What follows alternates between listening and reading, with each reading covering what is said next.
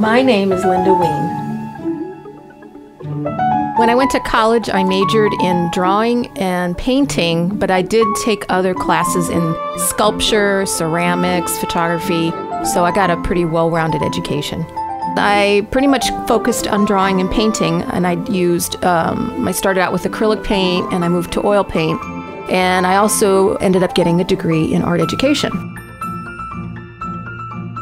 But on a recent trip to New York City, we went through the South Ferry subway station, and they had these beautiful glass walls in the subway station that had these gorgeous tree silhouettes, and it was all lit from behind. When I got home, I researched and I found out that it was the work of the artists Doug and Mike Starn, and they are photographers who coat their large-scale photography with encaustic wax, and it gives it a lot of depth and moodiness.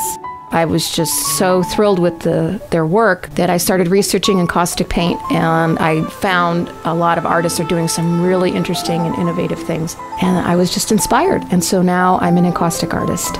Encaustic is beeswax mixed with Damar resin and also pigment. You can use just the beeswax with the resin by itself, and it makes a translucent finish on whatever you put it on. Or you can mix it with encaustic paint, and then you can have very colorful paintings.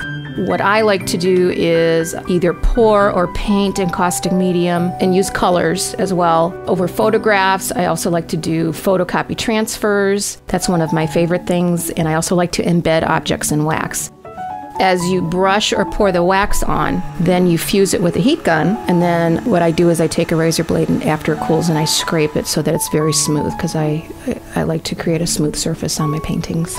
I go back to my childhood when I felt very connected to nature, and those trips in the woods to sketch with my mom, and the beautiful trees and the beauty of nature, and just being a part of it. That's what I bring to my art today, and I hope that it conveys a feeling of connectedness with the universe.